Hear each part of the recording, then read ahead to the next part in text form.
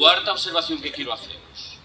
Hace 30 años, entre nosotras y nosotros se registró un debate que me interesa recordar ahora. Enfrentó entonces a un movimiento pacifista que empezaba a asomar la cabeza y a lo que hoy llamamos sindicatos mayoritarios. El debate se refería al futuro de la industria de armamentos. Los pacifistas decían: hay que cerrar esas fábricas. Los sindicatos replicaban: hay que preservar los puestos de trabajo.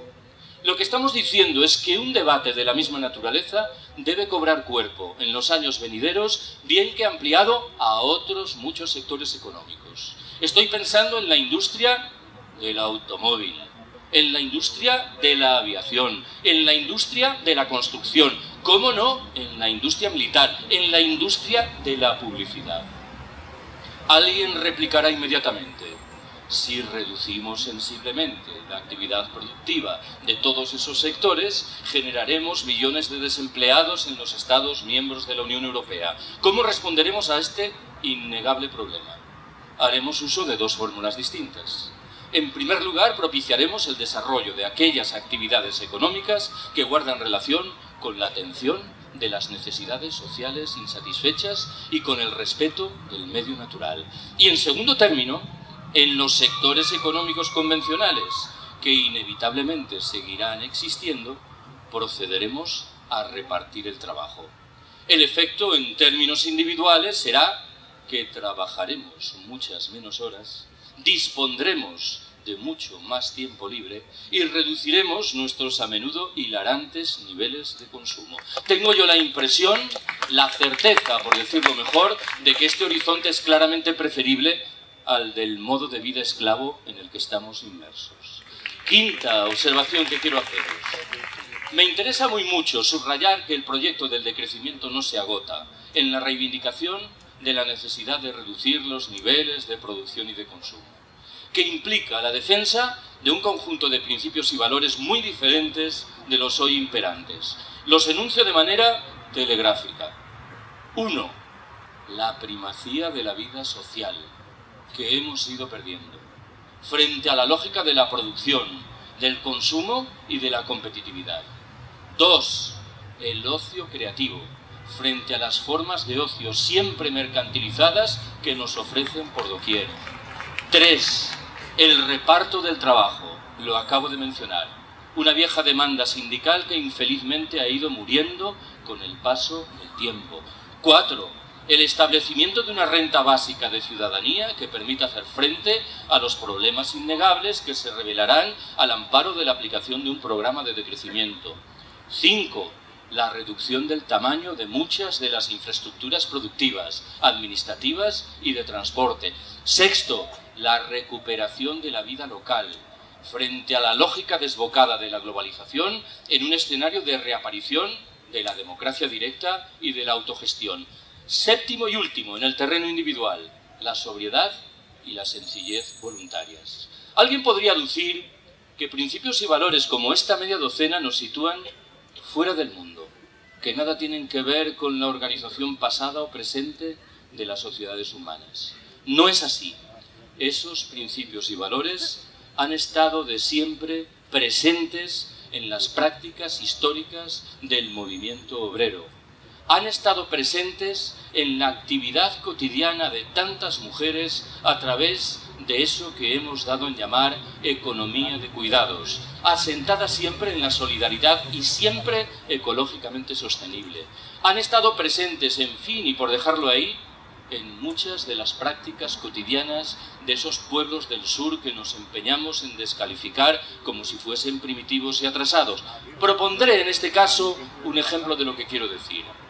Hace unos años, un grupo de misioneros se adentró en una región perdida de la Amazonia brasileña y se topó con unos indios que se dedicaban a cortar leña con instrumentos extremadamente primitivos. Los misioneros decidieron hacer un esfuerzo y regalaron a los indios unos cuchillos de acero inoxidable de fabricación norteamericana. Un par de años después, los misioneros volvieron a aquella región, se toparon de nuevo con los indios y uno de los primeros preguntó: ¿y los cuchillos qué tal? Uno de los indios respondió inmediatamente: muy bien, Tardamos ahora 10 veces menos tiempo en cortar la leña.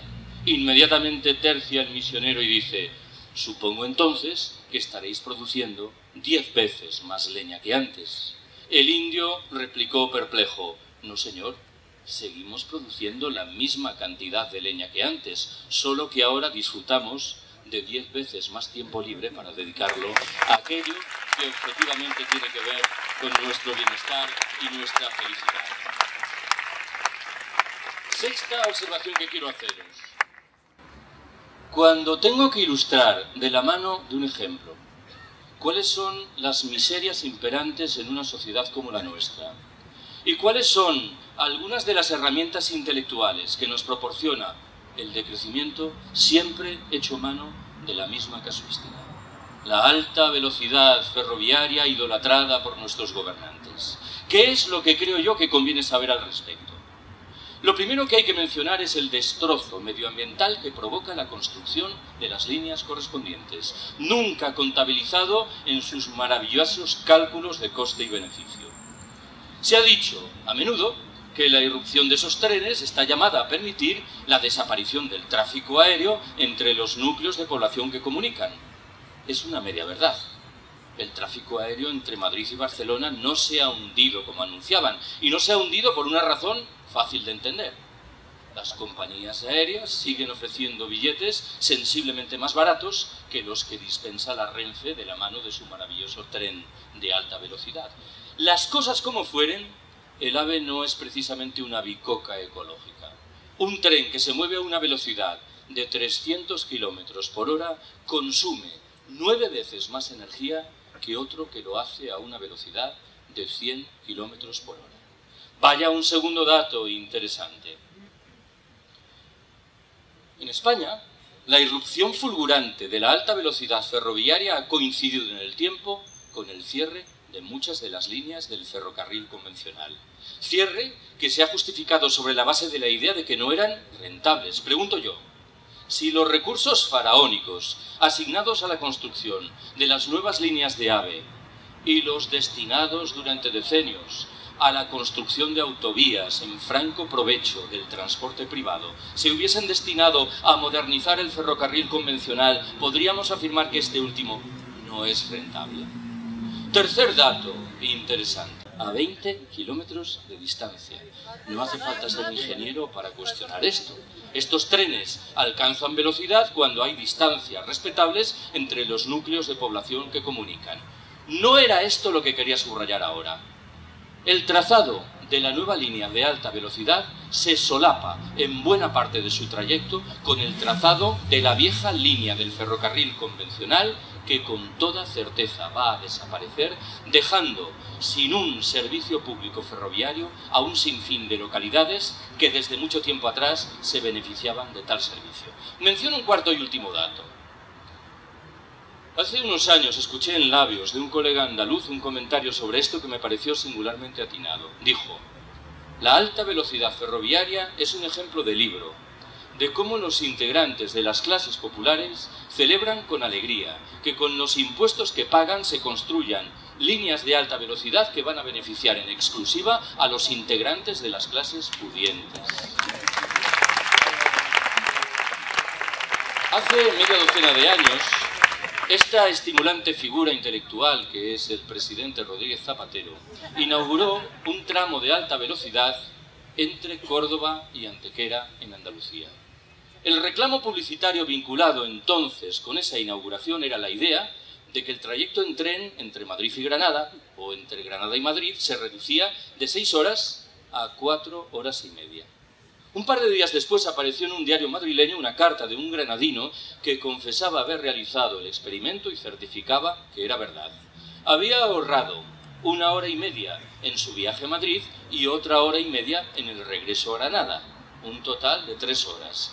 Ahora bien, cada una de esas 3 horas ahorradas le costaba 18 euros más, un total de 54 euros. Y ojo que no estábamos hablando entonces de un AVE Madrid-Granada, ni lo podemos hacer ahora. Sigue siendo un tren convencional que discurre en buena parte de su trayectoria por la vía de alta velocidad. Cuando exista un AVE Madrid-Granada será aún más caro.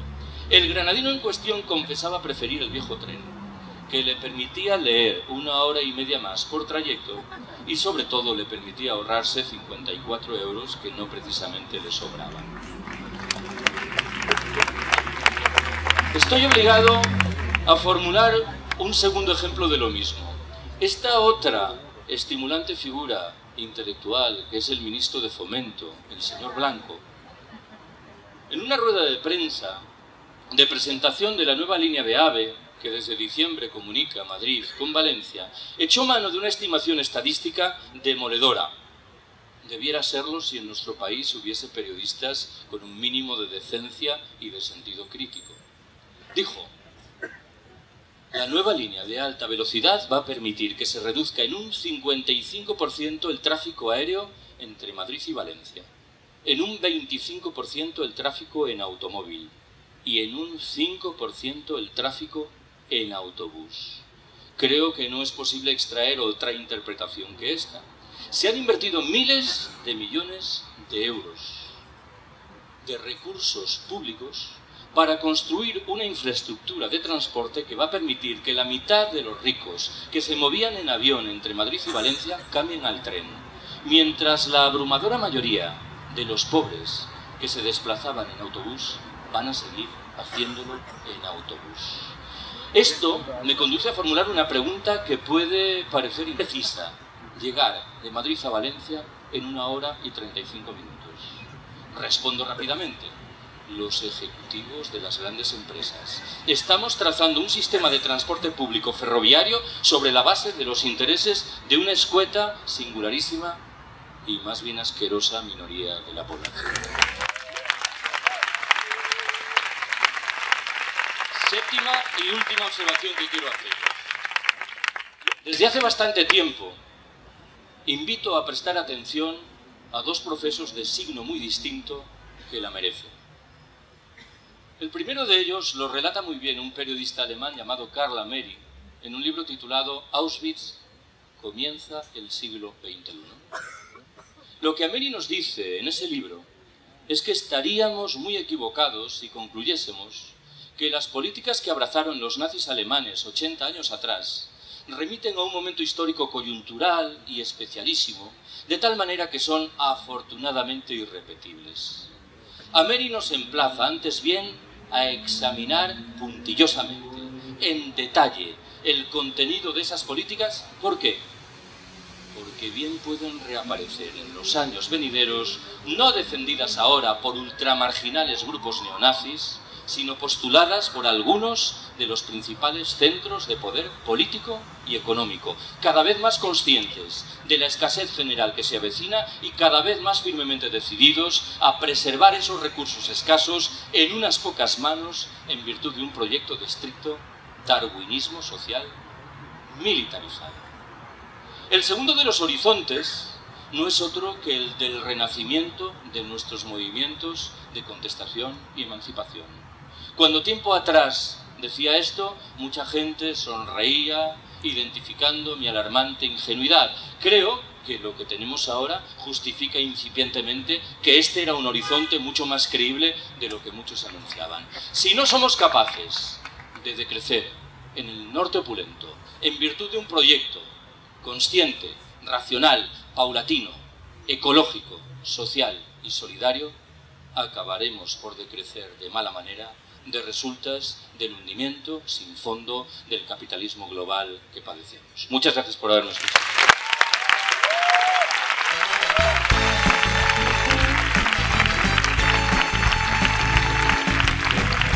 Gracias, Carlos. Lo de hoy impresionante, vamos. Esperemos que no irrepetible, pero impresionante.